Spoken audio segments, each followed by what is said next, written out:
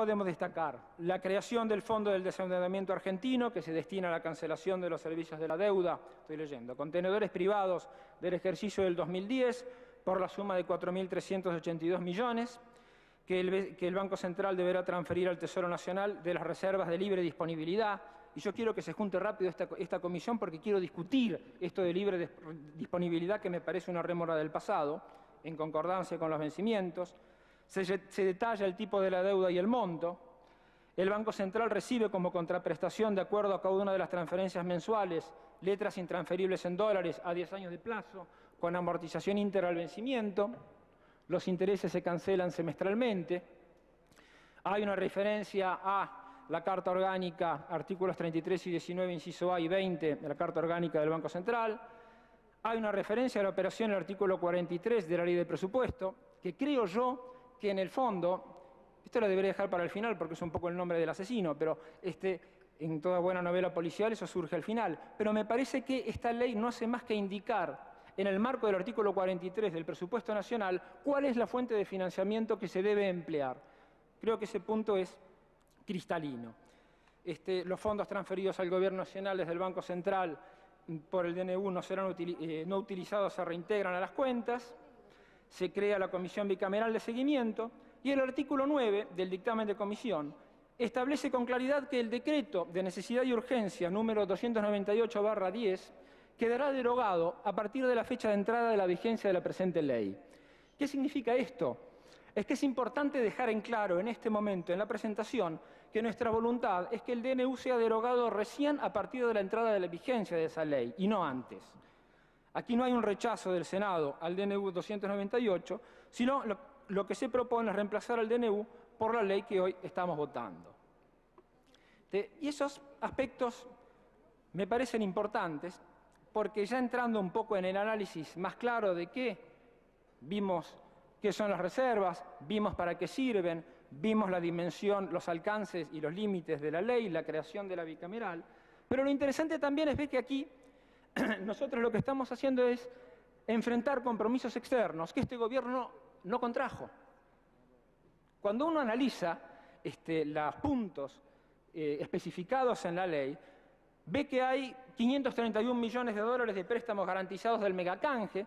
El megacanje, como ustedes saben, es una causa judicial por todos los acontecimientos que allí sucedieron, toda la dimensión que tiene el megacanje, que sería quizás lo exacto opuesto a la renegociación de la deuda que se hizo en el 2005. Bódenes de la especificación asimétrica, 2.592 millones.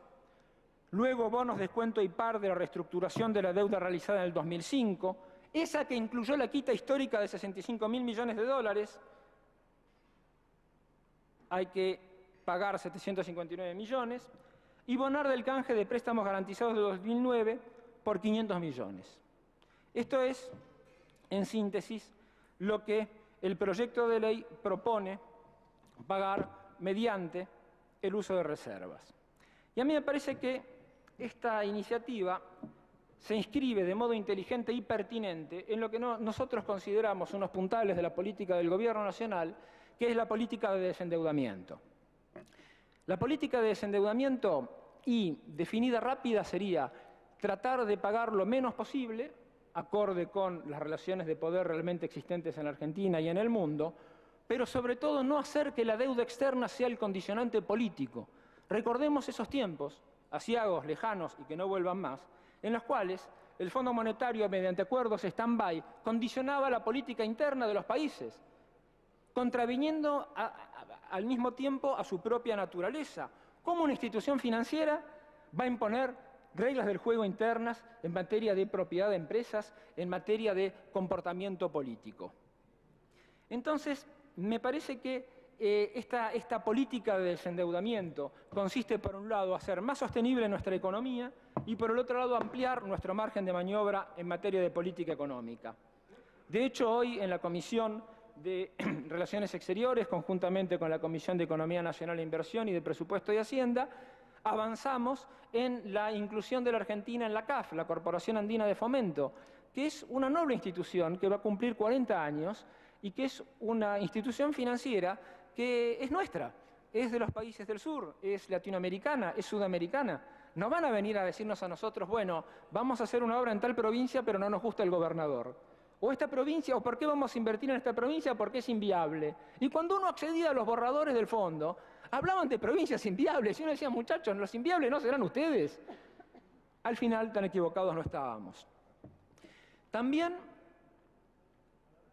aprobar esta ley, avanzar en el fondo del desendeudamiento, va a permitir un cambio cualitativo al transformar deuda con acreedores privados en una deuda intersector público, lo cual mejora sustancialmente el perfil de exposición de deuda del Gobierno Nacional. También acá hay una cuestión que me parece de buena práctica. Recién se hablaba de los profesionales y de los políticos en materia de relaciones exteriores. Bueno, yo fui embajador político, recuerdo muy bien esa sala durante 16 horas, pero uno trata de hacerlo con profesionalismo. Cuando uno no es profesional, trata de hacerlo las cosas con profesionalismo y trata de ver, trata de observar, siempre en la defensa del interés nacional. Y este interés nacional se refleja acá, porque reasignamos un activo sobreabundante, como son las reservas, por el que se cobra un interés muy bajo, y se disminuye un pasivo cuyo costo financiero es muy superior al interés que pueden dar las reservas. Es decir, eso es una buena medida. Si tenemos un activo sobreabundante, tratemos de asignarlo a un pasivo que es más complicado. Y eso además nos evita salir a endeudarnos con tasas de 2 dígitos. Entonces, evidentemente, pese a que quedan 13 minutos, y me queda bastante por decir, tirar algunas cifras de lo que es la sustentabilidad de la deuda argentina me parece importante. La deuda bruta del sector público nacional como porcentaje del producto pasó de 139 en el 2003 a 49 hoy. Francia envidiaría este porcentaje. La deuda nominada en moneda extranjera pasó en porcentaje del 2003 al 2009 del 76 al 54%. El plazo promedio de la deuda argentina pasó de 7 años a más de 11. La deuda como porcentaje de reservas, y allí creo que reside una de nuestras fortalezas, puesto que las reservas son la masa de maniobra económica. Pasamos de 722% de la deuda como porcentaje de reservas en el 2003 a 115% en el 2009. Deuda en dólares como porcentaje de las exportaciones, de 300% a 82%. Entonces, este es un camino correcto, sostenible, consistente. Como siempre, queda poco tiempo para hablar de la virtud, pero no puedo dejar de decir algunas virtudes que tiene este proyecto de ley. No solo en materia de certidumbre, puesto que muestra la capacidad y la voluntad de pago que tiene la Argentina en un contexto internacional en el cual a Grecia, a España y a otros países les van a aplicar las mismas políticas que se aplicó a fin del siglo XIX y principios del XX en nuestro país, un verdadero presente griego. Un aspecto interesante fue que cada vez que el gobierno anunciaba un fondo de desendeudamiento, nuestros principales indicadores internacionales financieros mejoraban. Y cada vez que había una judicialización, empeoraban. Era casi una batalla en frentes invertidos. No se entendía bien cómo ganar esa credibilidad. ¿Qué es lo que quieren los acreedores? ¿Que quieren que se les pague? ¿O qué es el inversor extranjero? Que quiere decir, bueno, pero a ver, ¿qué capacidad tengo yo? ¿Qué seguridad, qué previsibilidad me da esta economía? Entonces, cada vez que nosotros tomábamos una iniciativa en ese sentido, se judicializaba para abajo nuestros indicadores. Esto también, en el año del bicentenario, no es poca cosa, está enmarcado en una estrategia de largo aliento. ¿Quién sabe qué gobierno gobernará a partir del 2011? Pero bueno, va a recibir una economía argentina y va a recibir un endeudamiento argentino en condiciones notoriamente mejores. Y ojalá no sea mérito de este gobierno y de este proyecto político únicamente, sino de todos, tratar de dejar siempre la Argentina un poco mejor. También se habló y se discutió mucho de la utilización de las reservas, casi que nosotros éramos un caso especial, o como habíamos tenido una mala historia, teníamos que hacer hipercorrección en nuestras políticas para que se nos creyera. Miren, Keynes decía que más fácil que contar los países que habían entrado en default a lo largo de la historia financiera era contar los países que nunca habían entrado en default.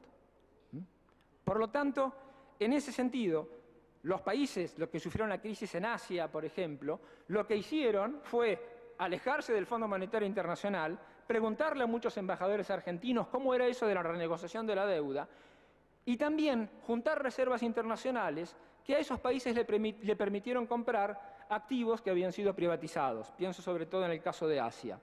Pero en el caso nuestro, usar reservas, una pequeña parte de las reservas de libre disponibilidad para enfrentar compromisos externos, es algo que está en el aire del tiempo y no tenemos por qué avergonzarnos, sino también mostrar que es una política económica posible.